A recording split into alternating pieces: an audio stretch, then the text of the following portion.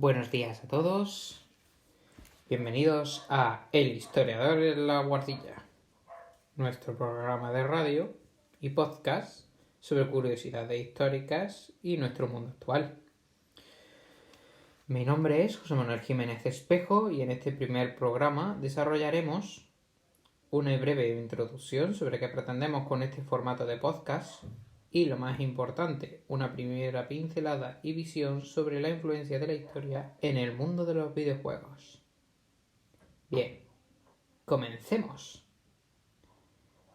Primero, una pequeña presentación.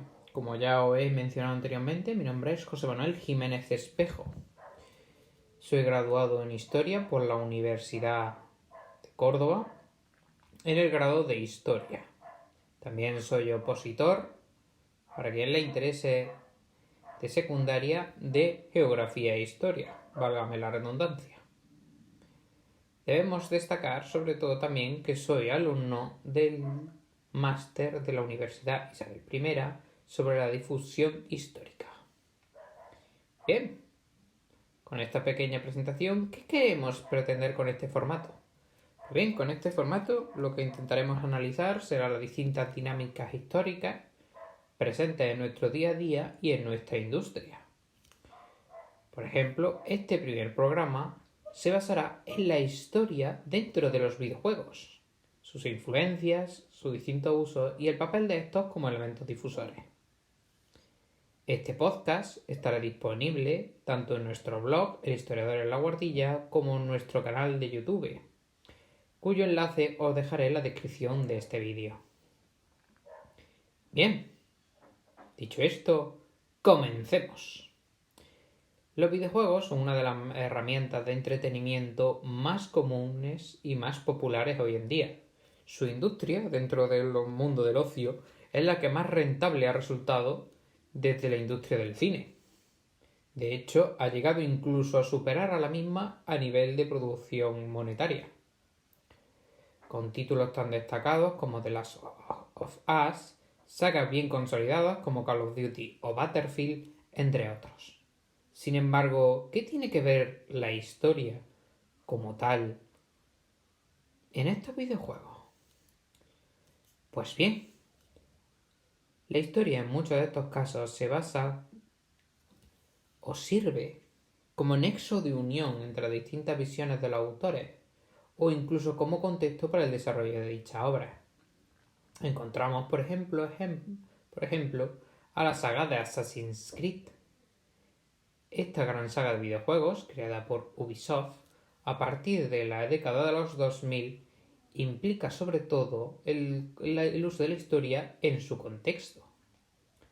Para los que no conozcáis este videojuego y hayan vivido en una cueva, ya que este videojuego es bastante sonado incluso fuera del mundillo, se basa en la secta de los asesinos o assassin, la cual existió en la realidad, aunque no tal y como lo pintan en los videojuegos, en su lucha contra la Orden del Temple. Sin embargo, la historia como tal es simple y llanamente un marco en el que se desarrolla una historia con tintes fantásticos en la cual nuestro protagonista es uno de estos assassins, interactuando con distintas vertientes del ser humano, así como distintos eventos históricos, siempre y cuando estos son mostrados no desde una visión historicista, sino desde la creación del autor.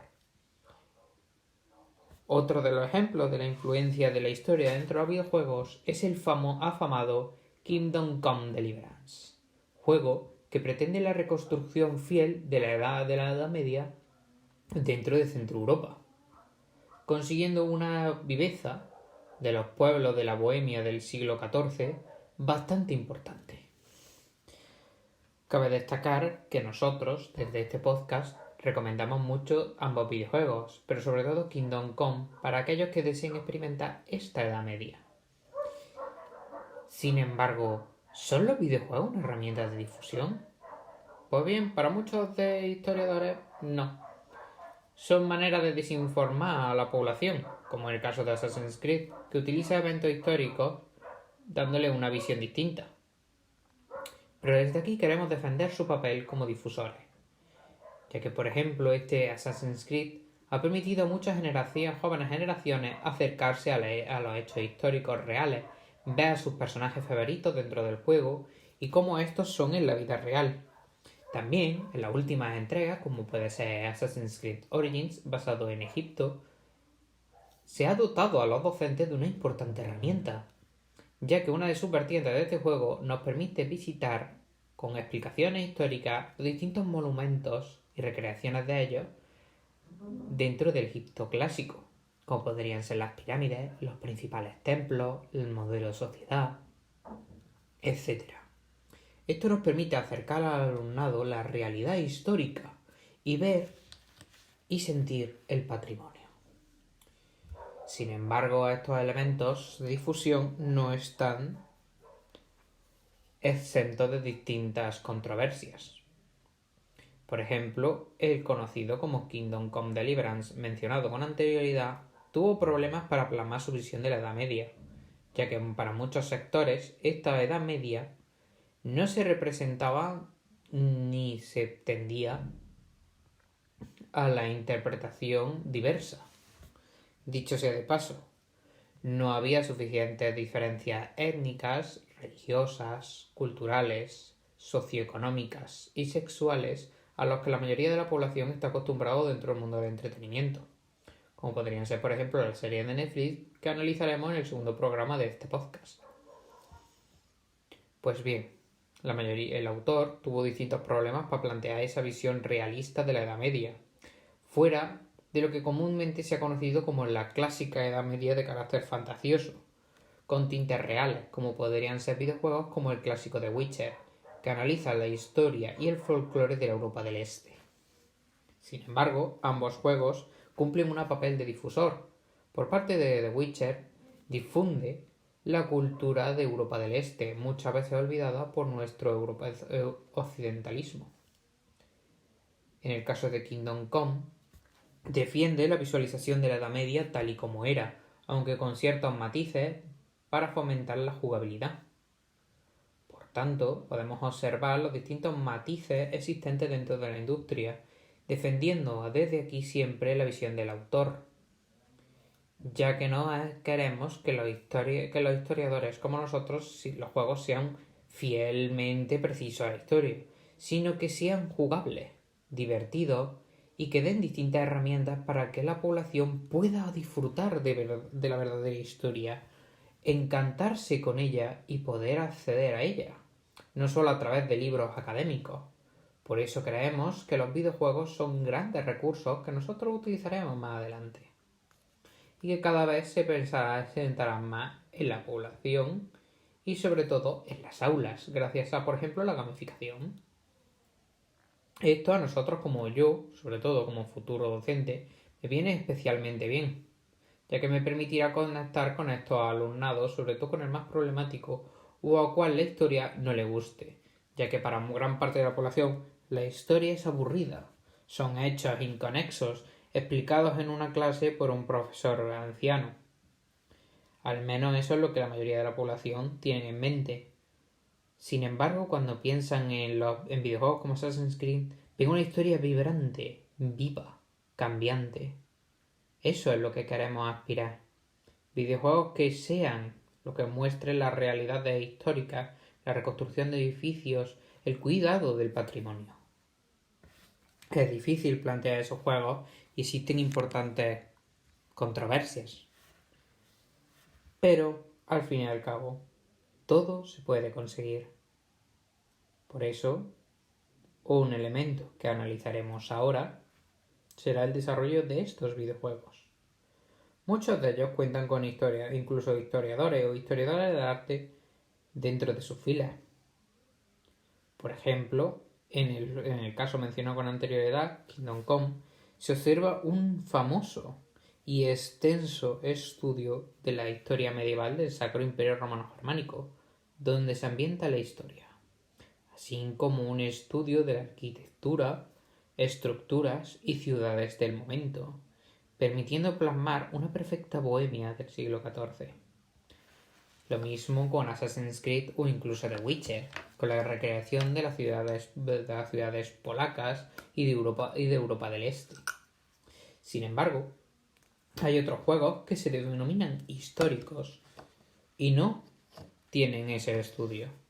Hablamos de casos como el famoso Battlefield 5, que se basa en la Segunda Guerra Mundial, el cual establece importantes licencias, que ellos mismos denominan como reimaginación. Esta reimaginación del conflicto se basa en la ignorancia de grandes centros de batalla, como podrían ser el Frente del Este, o incluso la omisión de distintas batallas o eventos en función de las sensibilidades modernas. Esto, si bien respeta, como hemos mencionado anteriormente, la visión del autor, puede llevar a confusión, ya que relaciona eventos históricos e ignora algunos, motivando desinformación, sin dar herramientas para que la población distinga lo real de lo ficticio o busque más información. Debido a esto, juegos por ejemplo como el nuevo Call of Duty Vanguard, el cual también se basa en el Frente del Este y en los distintos frentes cercanos a Normandía, basado, como no, en la Segunda Guerra Mundial, también omiten muchos de estos conflictos y problemáticas, por ejemplo en su multijugador, ya que gracias a lo que conocemos anteriormente caracterizado como buenismo político o políticamente correcto, el frente alemán se ignora. Sin embargo, desde aquí no queremos decir que tú puedas jugar como un alemán en la Segunda Guerra Mundial, pero sí poder observar las distintas problemáticas que vive en su bando, como ya lo hizo el propio Call of Duty en su Call of Duty sobre la Segunda Guerra Mundial, con la campaña del último Tiger. Campaña que si no tenéis el juego, recomiendo verla en YouTube, ya que es profundamente sentimental, observando los últimos estrecores del Tercer Reich y cómo éste afecta a la población y a los propios soldados, muchos de ellos obligados a luchar o incluso luchando nada más que por sus familias, observándose así la dureza de la guerra y eventos que históricamente pasaron. Por otro lado, tenemos juegos que no muestran la historia como tal, pero sí se basan en ella. Un ejemplo de estos juegos que se basan en la historia para establecerse es This War Is Mine.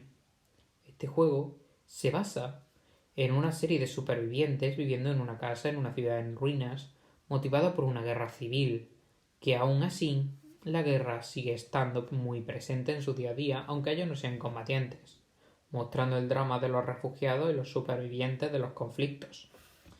Este videojuego se basa, como ya muchos habrán entendido, en la guerra de Yugoslavia, en los distintos crímenes de guerra que se llevaron aquí y cómo la población sufrió en ciudades asediadas, tanto por ejércitos defensores como por ejércitos de carácter atacante, como podrían ser el serbio o incluso la propia OTAN, observándose los crímenes de guerra y cómo cada uno de los miembros de la población tiene que tomar distintas decisiones al margen de su posición social o incluso su historia,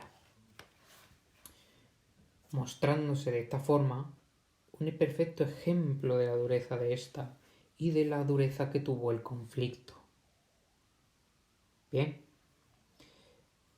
como este podcast o programita o breve cuña, como queráis definirlo, debe durar en torno a unos 15 minutos para que, por ejemplo, podáis tomaros un café tranquilamente mientras nos escucháis.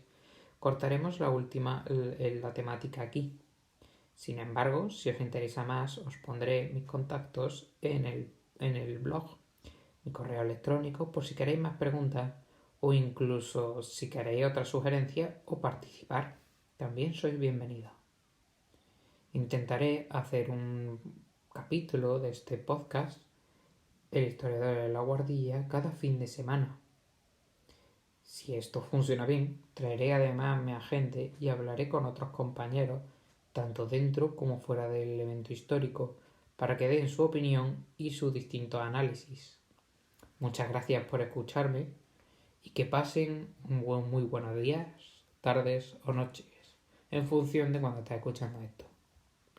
Hasta luego y recordad, sed buenos.